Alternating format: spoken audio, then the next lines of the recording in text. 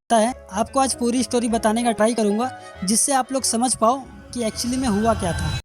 इनका नाम है राहुल। इनके 2 मिलियन प्लस सब्सक्राइबर से बता दूं तो इनको बहुत बुरी तरीके से एक्ट किया गया। एक और फ्री फायर के यूट्यूबर है 3 तूफान टिप्स, वो भी अपना एक वीडियो अपलोड किया जहां पर ही वाज हेवीली इंजर्ड।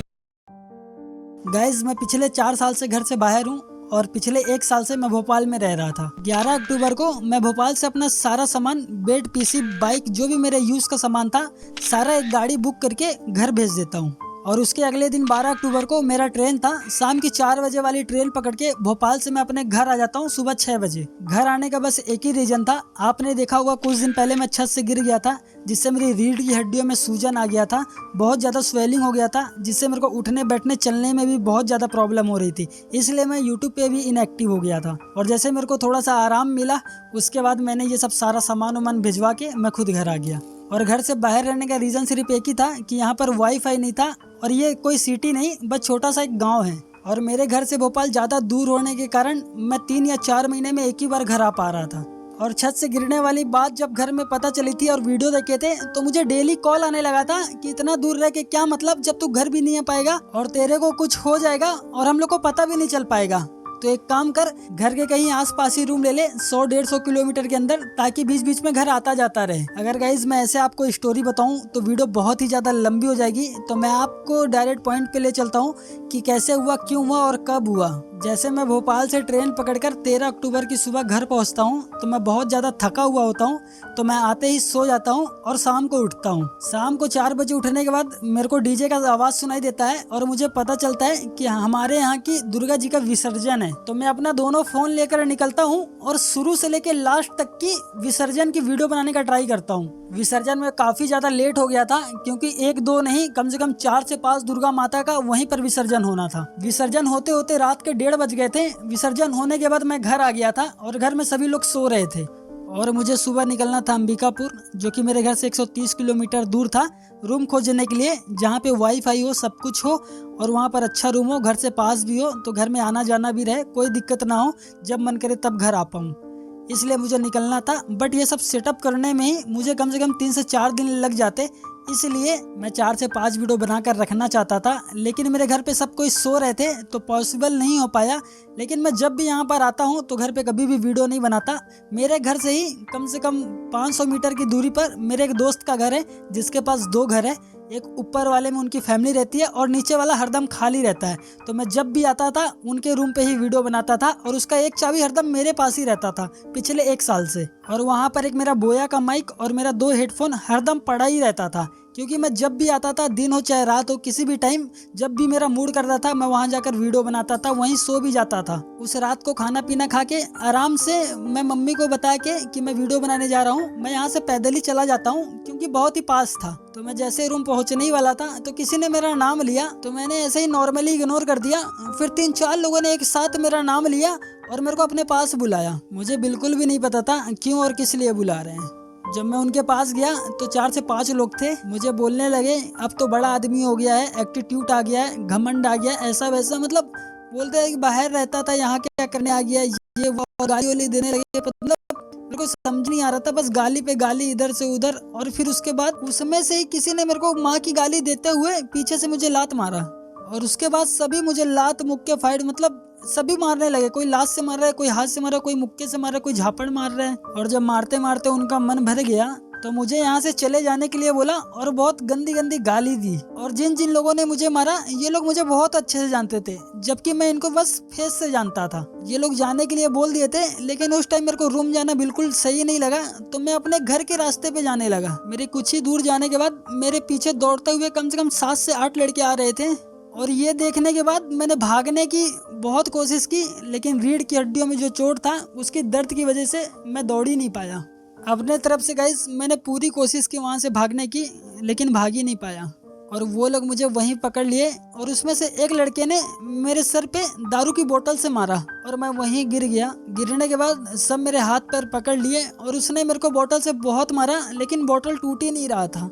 फिर उसने बोतल को रोड पे तोड़ा और बोतल टूटने के बाद मेरे सर पे मारा और उसने मुझे इतना मारा जब तक बोतल पूरा टूट कर ख़त्म नहीं हो गया। और मेरा सर 2 जगह से फट गया और मेरा गाल भी फट गया। और मेरा ब्लड जब मेरे सर से पानी की तरह निकलने लगा तो मेरी आंखें बंद हो गई। लेकिन कुछ लोग तो फिर भी मुझे लातों से मार रहे थे। बहुत ज़्यादा ब्लड निकलने के कारण मैं कुछ मूवमेंट नहीं कर पा रहा था और मेरी आंख भी बंद हो गई थी। बस मुझे आवाज़ सुनाई दे रहा था और उसमें से किसी ने चिल्लाते हुए कहा, अबे ये तो मर गया है, चलो इसको पुलिया के नीचे फेंक देते हैं। लेकिन उन्होंने फेंका नहीं, मैं बच गया। शायद मेरा इतना ज़्यादा ब्लड बह रहा था, उसको देखकर ही सब भाग गए। 10 से 15 मिनट मैं वहीं पड़ा रह गया और मेरा बहुत ही ज़्यादा ब्लड निकल रहा था। फिर पता नहीं उसमें से ही या फिर पता नहीं कहाँ से एक लड़का आया जिसने अपना सेल्ट उतारकर मेरे सर पे लगाया जहाँ से ब्लड निकल रहा था। ब्लड रुकने के बाद मेरे शरीर में थोड़ा जान आया और फिर मेरी आंखें खुली। लेकिन मुझे बिल्कुल भी नहीं लग रहा था कि मैं बच पाऊंगा। तो मैं अपना फ़ोन निकाला और मैं लास्ट वीडियो बना रहा था कि जिसने मेरे साथ ऐसा किया है, यहाँ पर मेरे को चोट लगा, यहाँ के लोग मारे। ये वीडियो आप देख लो। पैदल आ रहा हूँ चौकी, इसलिए वीडियो में अगर मेरे को रास्ते में कुछ होता है तो आप समझ जाइए तंगनगर के लौंडे थे, उनको आप पता कर लीजिएगा। तो गाइस वहीं से मैं वीडियो बनाता चला गया लास्ट तक कि अगर मेरे को कुछ भी होता है तो मेरे पास कोई प्रूफ हो कि मुझे कुछ होता है तो ये लोग बच ना पाए। और पुलिस स्टेशन थोड़ा वहाँ से दूर था, इसलिए मुझे जाते ही रुक रुक के जाते जाते बहुत ही ज़्यादा टाइम हो गया था। सच बताऊँ, कसम से मुझे खुद नहीं पता। बट जब मैं हॉस्पिटल आया तो मैं अपने भाई लोग को बता रहा था कि कौन कौन थे, क्योंकि मैं बस फेस से जानता था, मुझे नाम किसी का नहीं पता था। तो मेरे भाई लोगों ने वहाँ के सारे लड़कों का फेसबुक आईडी दिखाया तो मैं फेस से सबको पहचान गया। और उसमें से एक यूट्यूबर था जो कि सॉन्ग की वीडियो बनाता था और ये वही है जिसने 1 या 1.5 साल पहले मुझे अपने सॉन्ग वीडियो के प्रमोशन के लिए मैसेज किया था जब मैं बेंगलोर में रहता था और उस समय मेरे 1 मिलियन के करीब सब्सक्राइबर थे। उसने मुझे अपनी वीडियो का लिंक दिया था, कह रहा था कि गांव का ही थोड़ा सपोर्ट कर दो, प्रमोशन कर दो। तो मैंने उससे अपने प्रमोशन करने का चार्ज बता दिया कि मैं 20 से 30 हज़ार रुपये चार्ज करता हूँ एक प्रमोशन का। और ये सुनते उसने मुझे गाली बकना चालू कर दिया। मेरी पास्ट की बात मुझे याद दिलाने लगा कि जब मैं एक सब्सक्राइबर के लिए घूमा करता था उसी एरिया में, सबसे बोलता था सब्सक्राइब कर दो, सपोर्ट कर दो। तो वो सब बात को लेकर मुझे गाली वाली देने लगा, कहने लगा एटीट्यूड आ गया, घमंड आ गया, निकल ले, ये वो, दिखना मत, ऐसा वैसा, मतलब बहुत अजीब टाइप का। जितना उसने मुझे गाली दिया मैंने भी उतना दिया कि तू भी कर ले, तेरे दम है तो ये वो, मैं अपनी मेहनत से आया हूँ, ये सब मैंने बहुत कुछ बोला था। उसने भी मुझे बहुत कुछ बोला था बट इतना कुछ हुआ नहीं था कि इस लेवल का कुछ हो जाए। तो उसने भी ब्लॉक कर दिया, मैंने भी ब्लॉक कर दिया था। और वो उतनी पुरानी बात है, उसके बाद तो मैं कम से कम 10 से 12 बार से ज्यादा मैं घर आ चुका हूँ, लेकिन ये सब कभी नहीं हुआ। वहीं और उसी रूम में उसी एरिया में मैं हरदम रहता था। मेरी दोस्त की बहन का शादी भी था तो मैं वहीं था, मतलब कभी कुछ नहीं हुआ। वहीं मैं वीडियो बनाता था, वहीं सोता भी था, वहीं घूमता था। मतलब ऐसा कुछ भी मेरे को जरा सा भी अंदाजा नहीं था कि ये सब होने वाला है और ये सब क्यों हुआ, ये तो मेरे को बिल्कुल भी नहीं पता। जिसने मुझे बोतल से मारा वही यूट्यूबर था। उसके चैनल का लिंक मैं डिस्क्रिप्शन में दे दूंगा, आप लोग थोड़ा प्यार दिखा देना गाइज। और मैं क्या बताऊं, वीडियो मैंने इसीलिए बनाया था ताकि मुझे कुछ हो जाए तो पुलिस वाले उन्हें पकड़ लें।